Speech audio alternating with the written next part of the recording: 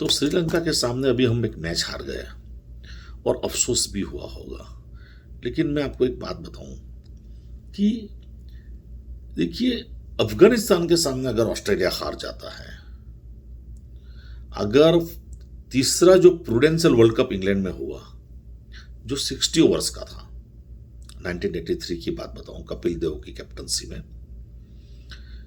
West Indies जो कहते हैं ना बुलडोजर, पूरी ताकत से खेलने वाले वो बैट्समैन और वो फास्ट बॉलर्स, और इंडिया ने 182 या 183 किया था।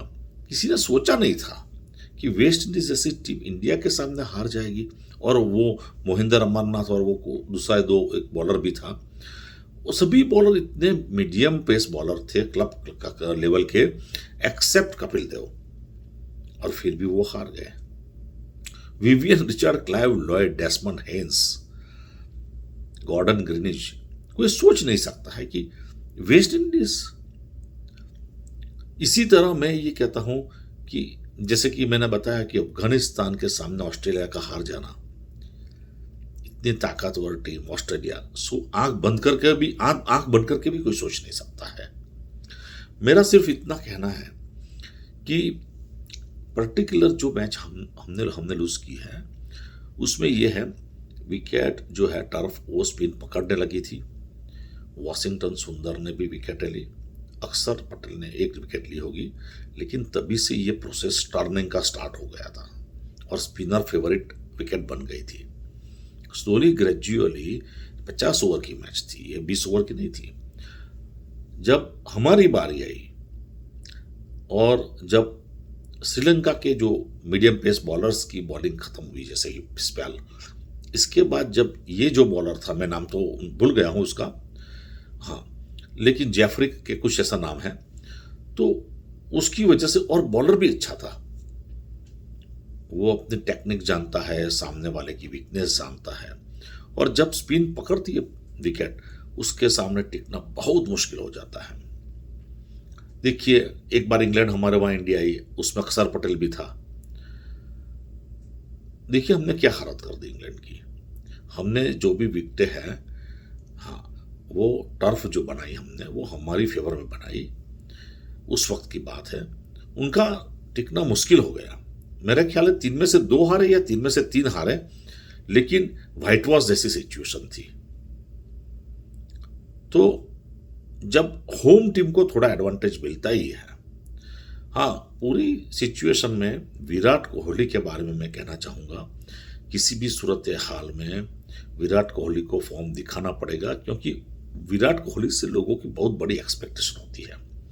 सामने वाली टीम को रोहित शर्मा और विराट कोहली का सबसे ज़्यादा टेंशन रहता है, और वैसे हमारी टीम तो अब ताकतवर टीम है बैटिंग में।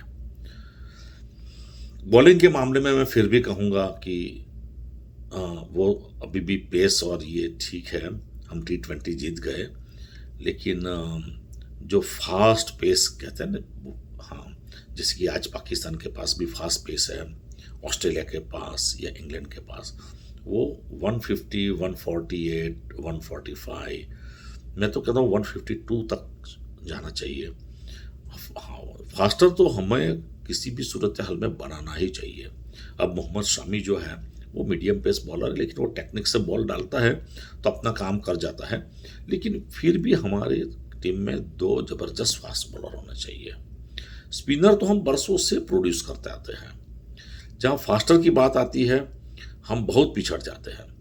तो किसी भी सूरत, अगर पाकिस्तान हमारा नेबरिंग कंट्री है, बरसों से वो फास्टर हाँ प्रोड्यूस कर रहा है, क्या हम नहीं कर सकते हैं? प्रॉब्लम कहाँ पर है, ये मुझे अभी तक समझ में नहीं आई। पैसे का प्रॉब्लम नहीं है, आप फॉरेन का कोच रख सकते हो, तो फास्टर की बात है। और 50 ओवर की मैच जो है वो T20 नहीं है, उसका कैलकुलेशन अलग होता है। चाहे 4.5 या 5 की एवरेज हो और 250 तक भी पहुंच गए, तो भी सामने वाली टीम के लिए चैलेंज बनी रहती है कि 250 का स्कोर पहुंचना, इसके पहले अगर विकेटें गिर गई तो बात खत्म।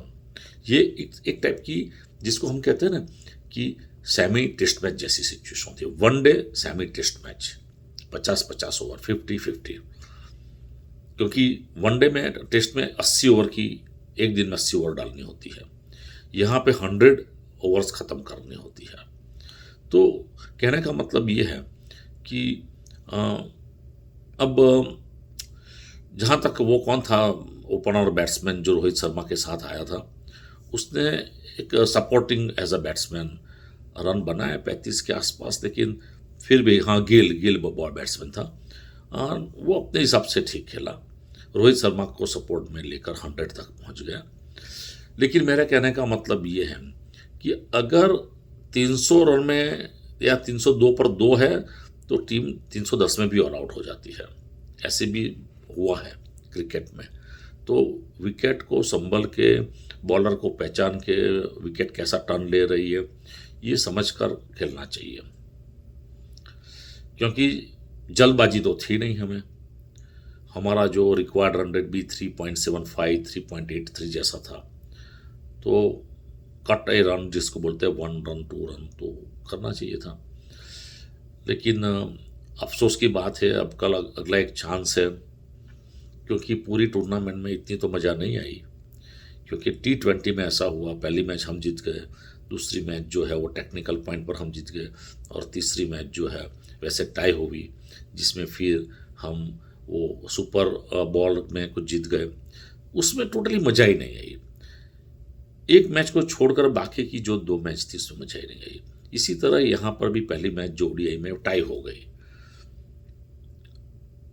और दूसरी मैच हम हार गए, अब तीसरी जीतते भी है, तो अल्टीमेटली इतना सुपर ब्रिलियंट आउटकम लेकर हम वापस नहीं आ रहे हैं। कहने का मतलब ये है कि इंडिया को किसी भी सूरत हाल में सामने वाले को अपसेट करने के लिए फास्ट बॉलर की ज़रूरत है, जो उनको रिस्ट्रिक्ट करके रखे, रिस्ट्रेन करके रखे, और अपसेट होना जरूरी है। जैसे कि कई टीम 35 में ऑल आउट हो जाती है, 40 में, 60 में, जैसे कि देखा अफगानिस्तान कितने में ऑल आउट हो गई सेमीफाइनल में T20 में 657 या 60 63। कहने का मतलब यह है कि ऐसा अपसेट होना चाहिए, जरूरी है। बस, तो इसके साथ ही अगले वीडियो में मिलेंगे।